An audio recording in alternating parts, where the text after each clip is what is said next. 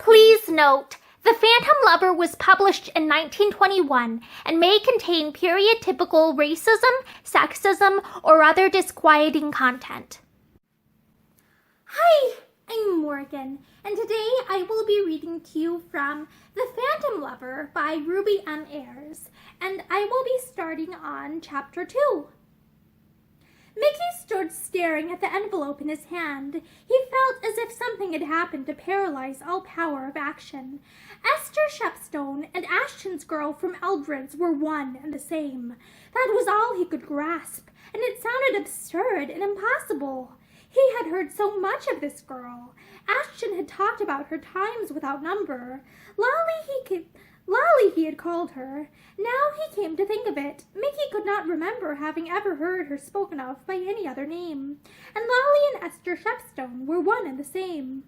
Was this, then, why she had cried, because of Ashton? Ashton called to him impatiently from the stairs. "What the deuce are you doing? I shall miss my train." Mickey roused himself with a start, and dropping the letter into his pocket, went slowly out of the room. He felt as if he could not have hurried had his life depended upon it. There was an absurdly cold sort of feeling round his heart. It was ridiculous, of course. It was nothing to him if the girl with whom he had dined an hour ago loved Ashton. He had never seen her before. That sounded an absurd truth, too. It seemed impossible that until this evening he and she had never met. For heaven's sake, hurry up, man," said Ashton again sharply. He was at the bottom of the stairs. The face he turned over his shoulder to Mickey looked pale and harassed. Mickey quickened his steps and joined his friend in the porch below. They stood together out on the path, waiting for a taxicab. Mickey glanced at Ashton with a curious sense of unreality. He felt as if he had never seen him before. It seemed impossible that this Ashton could know Esther and Charlie. A taxicab drew up to the curb. Ashton banged open the door and got in. Mickey followed, and they drove some way in silence. "I'll take thundering good care I don't stay away long," Ashton said suddenly, with a sort of growl. And if the mater thinks it will make me forget Lolly." "I thought her name was Esther," said Mickey quietly. He was looking out of the window into the starry night. "So it is, but I always call her Lolly." He looked at his friend with a sort of vague suspicion. "How do you know what her name is?" he asked. "I saw it on the letter you gave me." Ashton grunted. "I think it would be better if you posted it to her yourself and have done with it," Mickey said with an effort. "I'm a rotten hand at this sort of thing. It can't do any good if I go and see her." "You said you would go. You might be a sport and stick to your word," Ashton protested. "I'd do the same for you any day." Mickey rather doubted it, but did not like to say so. "If you knew how sick I am about the whole business," Ashton went on jerkily. "You may not believe me, but I tell you, Mickey, that I'd marry that girl tomorrow if only—" "If only what?" Mickey asked as he paused. "Oh, you know. What the dickens can I do without a bob to my name, except what the mater chooses to dole out? I tell you," he went on with a sort of snarl, "it'll be very different when I get the money. Gad, if only I'd got it now." "Money isn't everything," said Mickey sententiously, "and if you like the girl, why not marry her and face it out?" Ashton gave a savage little laugh. "It's all very fine for you to say that money isn't everything. That's only because you've got it and are never likely to be without it. You don't know what it feels like to be up to your eyes in debt and not knowing where to turn for a fiver. Bah! What's the good of talking?" He let down the window with a run, turning his face to the keen night air. They were nearing their destination, and there was still something he wanted to say to Mickey, which so far he had been afraid to put into words. "Well, I suppose I shan't be seeing you again for a bit," he said, with a rather forced laugh. "You've been a good pal to me, Mickey." Mickey said, "Rot," rather shortly. He frowned in the darkness. Ashton got on his nerves. He rather wished he had not come to see him off. "Oh, but you have, whether you like me to say so or not," the other man went on The other man went on obstinately, and there's one last thing I'm going to ask you before I go. He waited, but Mickey did not speak. The taxi was turning into the station yard now, moving slowly because of the congested traffic. If you could give Lolly some money, Ashton went on with a rush, I'd send her some, but I've only just got enough to get out of the way with. I'll pay you back as soon as the mater condescends to send me another check. Mickey's face felt hot. Hasn't she gotten me then? He asked with an effort. No, at least I promised her some when I saw her this morning. She's left Eldred's, you see. He drew a hard breath. You see, I hoped we'd be able to get married, and so, well, there was no sense in her staying on there. She was worked to death, poor kid. He glanced at Mickey, but could not see his face. You understand, don't you? He said, encouraged by his silence. She owes them a bit at the boarding house where she's living. I promised to wipe it off for her, but the mater cutting up rough altered everything, and so, if you could give her a little. I'll see to it, said Mickey. He opened the door of the taxi and got out before it was at a standstill. He took off his hat and let the cold air play on his hot forehead. He could hardly trust himself to speak. He was thankful when Ashton went off to see to his luggage. He walked into the station and found himself aimlessly staring at a notice board. He could not remember when he had felt so furiously angry. Had Ashton changed? He was asking himself in bewilderment. Or was it merely that he had never seen the man he really was until tonight? He tried to remember what Ashton had told him about Esther Shepstone in the past, that she had been at Eldred's he knew, and that Eldred's was a place where women bought silk petticoats and things he also knew. He had heard Mary Deland and her friends talking about it lots of times. Mary had once invited him to accompany her there when they had been out together, but he had refused and had waited outside for her. Now he came to think of it, that it was about all Ashton had ever told him of Esther Shepstone. He knew that Ashton had been seen about with her a great deal, knew that he had to stand a lot of harmless chaff in consequence. He himself had joked about Ashton's latest, as they had all called her. It seemed a memory to be ashamed of, when he thought of the way he had heard her sobbing in the street that night, of the distress in her eyes, of the hopeless way in which she had spoken. Ashton rejoined him. Buck up, the train's in. They went along the platform, followed by a porter with Ashton's baggage. Mickey looked at it resentfully. Ashton was evidently prepared to enjoy himself. This was no rush after mere solitude and forgetfulness. He stood stiffly at the carriage door while Ashton stowed his smaller traps on the rack. Presently he came to the window.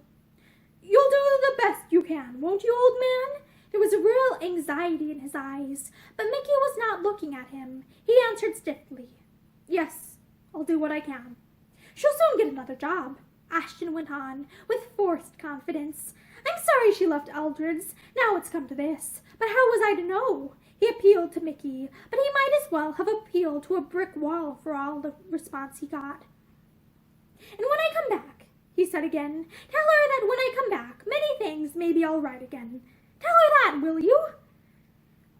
I'll tell her, said Mickey stolidly. The guard was blowing his whistle now. Doors were being shut. Mickey roused himself and looked at his friend. Are you going to write to her? He asked constrainedly. Ashton colored. No, it's better not. Far better let the thing drop till I come back. I've explained it all in my letter. She'll understand. It's no use writing. Don't you think it's better not? Mickey hunched his shoulders. It's your affair, he said laconically.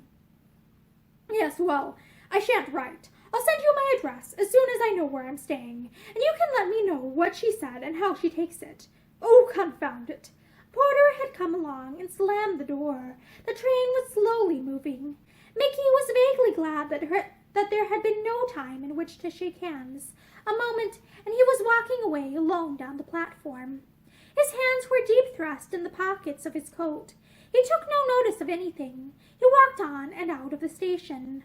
Well, this had been an eventful New Year's Eve with a vengeance. He glanced up at the clock in the dome behind him. Only 11:45 now, and yet so much had been crowded into the past 4 hours. Since the moment when the Dellans rang up to cancel his engagement to dine, he seemed to have stepped out of the old world into a new. He wondered what Esther Shepstone was doing in the very horrid boarding house of which she had told him. It was if she was thinking of Ashton. What a cad the man was! What a cad! He was amazed that he had not discovered it before. To clear off and leave a girl like this, without a word of farewell except the letter. He wondered if he meant to deliver it and admit that he knew Ashton, or if he meant just to stick a stamp on it and post it to her.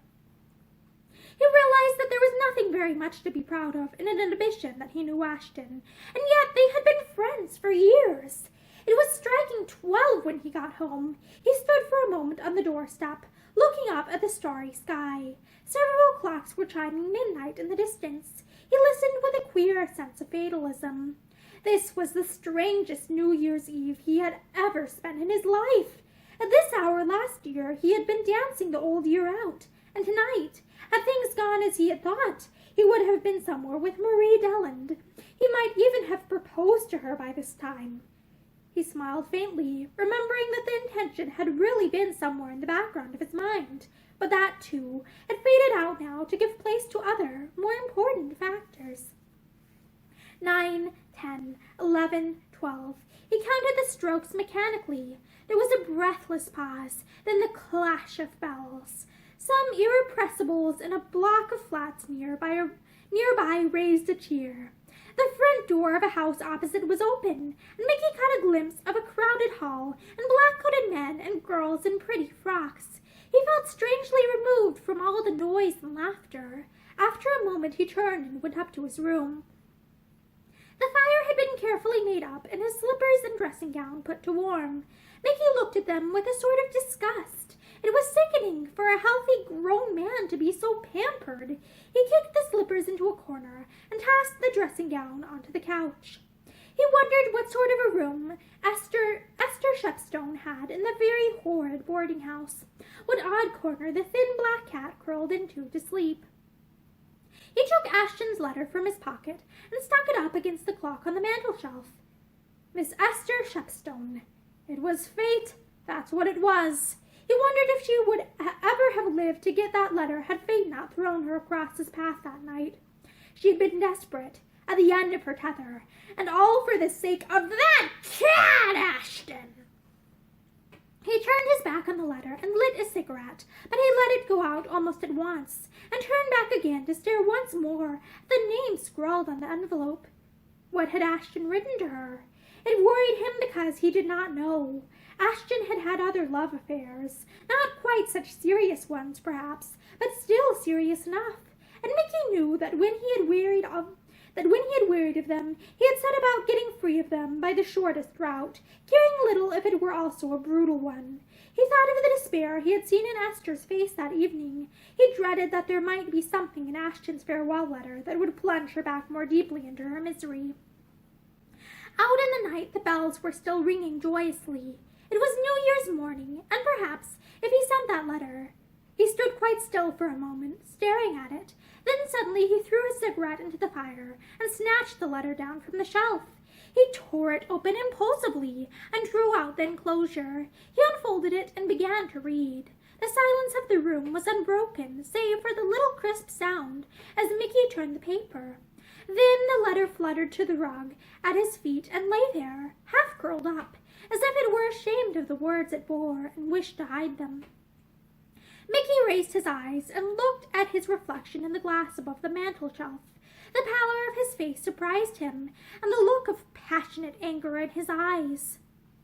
He was a man of the world. He was no better and no worse than many of the men whom he knew and called his friends, but this letter, in its brutal callousness, seemed to shame his very manhood.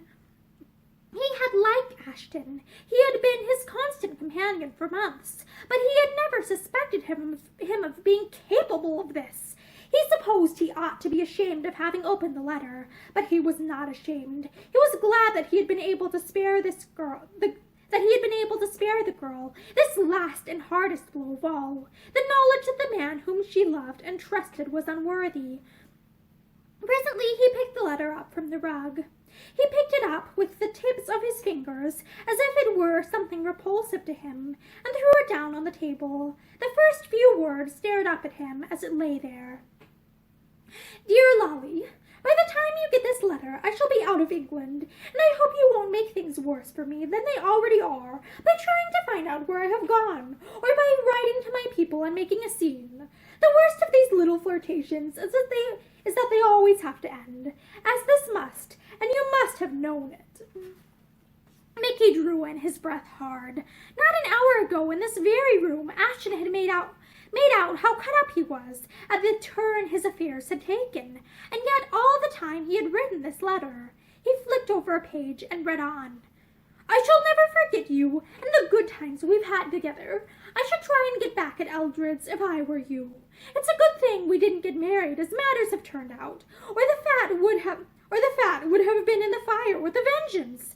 As it is, I shall have all my work cut out to put the matter in a good temper again. I am sending you some money by Mickey Mellows. He's a friend of mine, and as rich as a crow says, and as selfish as the devil. If he offers to take you out, let him, by all means. It wouldn't be a bad thing if he took a fancy to you. He doesn't care a hang for anyone but himself.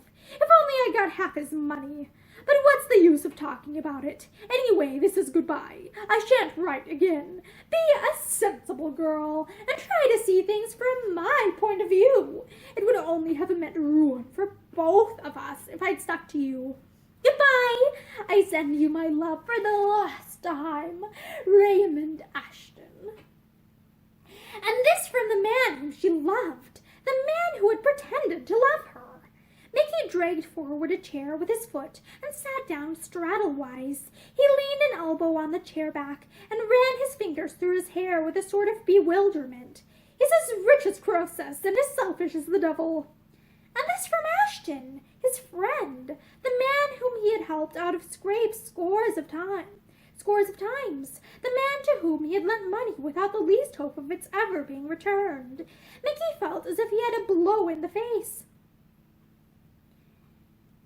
His thoughts were in a whirl. The whole world needed readjusting. Was he selfish? He asked himself in perplexity. If so, it was quite unconsciously, and anyway, Ashton was the last person who should have made the accusation. I'm sending you some money by a friend of mine. There was no hint that the money was first to be borrowed. He had evidently been sure of his prey. Mickey swore under his breath. Of course, Ashton had not dreamed of the letter being opened, had not dreamed of anything but that his carefully made plans would be minutely carried out and nothing more said. Mickey sat for a long time, lost in thought. The hands of the clock crawled round to one, and the chimes struck. He looked up then, glancing at the clock vaguely. If he had not met Esther Shepstone, there might have been no Esther in the world at all now.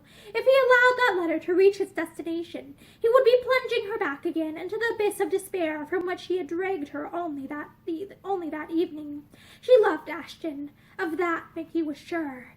Very well then, she should at least have some part of her ideal left to her. He went over to his desk and took up paper and pen. He spread Ashton's letter out before him and studied the writing carefully. Ordinary sort of writing, rather unformed and sprawly, but after a trial run, Mickey managed a very presentable copy of it. He sat back in his chair and eyed his handiwork with pride. He had missed his vocation. He told himself with a chuckle. He ought to have been a forger. Then he dipped the pen in the ink again and squared his elbows. He had never written a love letter in his life, but he knew positively that he was about to write one now. He thought of Esther and the wistfulness of her gray eyes. She was the girl whom a man could love. He colored a little as the thought involuntarily crossed his mind. She was a girl whom he began to write rapidly. My darling little girl. Mickey was naturally rather eloquent with his pen, though he had never before tried it in this especial direction. This is the most difficult letter I have ever had to write in all my life. First, because I love you so much. And secondly, because I am afraid it is going to hurt you nearly as much as it hurts me. Dear, as it will be some time before I see you again, and because I cannot explain everything to you, I am going to ask you to trust me till we meet again. I am leaving England tonight. Mickey paused and ran his fingers through his hair agitatedly before he struggled on once more. I shall be thinking of you every minute till we meet again, and of the happy times we have had together. I will write to you whenever I can. The pen paused, and Mickey groaned, recalling that Ashton had said he should not write at all. It'll have to do anyway, he muttered, and again the pen flew. I'm not much of a hand at writing letters, as you know, but you must try and read between the lines, and guess at all I would say were we together. All I will say to you when we meet again. That last sentence was rather neat, Mickey thought with pride. Then a wave of compunction swept through his heart as he remembered the tragedy behind it all, and he finished the page soberly enough. Ever yours, Raymond Ashton. Damn him, said Mickey under his breath as he blotted the signature. Then he took 2 10-pound notes from a drawer in his desk and, enclosing them in the envelope, sealed and stamped it. It was 1:30, but Mickey climbed into his coat again. He locked Ashton's letter into his desk and, taking the one he had written, went quietly down to the street. The world was sleeping and deserted, and Mickey's footsteps echoed hollowly along the pavement. You're a fool, you know, he told himself with a sort of humor. You're a bally fool, my boy. It won't end here, you see if it does. But he went on to the pillar box at the street corner. When he reached it, he stood for a moment with the letter in his hand. You're a fool, he told himself again heartily. Mickey, my boy, you're a bally idiot, interfering with what doesn't concern you, with what doesn't concern you in the very least. He looked up at the stars and thought of Esther Shepstone, of her eyes and her wavering smile, and the soft note in her voice as she had asked him, Are you always as kind to everyone as you have been to me? No concern of his. It was every concern of his. He knew that he was only living for the hours to pass before he saw her again. No concern of his, when the greatest miracle of all the world had come to pass during those last hours of the old year, inasmuch that Mickey Mellows, heart-whole and a bachelor for 30-odd years, had been bowled over by a girl without a shilling to her name, a girl who loved another man, but a girl to whom Mickey had, without wishing it, without knowing it, dedicated the rest of his life. He was her champion for the future, someone to stand between her and the callousness of the man of whom even now she was probably thinking. No concern of mine, said Mickey to himself with fine scorn. Why, of course it is, every concern of mine. He squared his shoulders and dropped the envelope into the pillar box, and so Mickey Mellows posted his first love letter. And that is the end of Chapter 2 of The Phantom Lover by Ruby M. Ayres. Thank you and have a great day.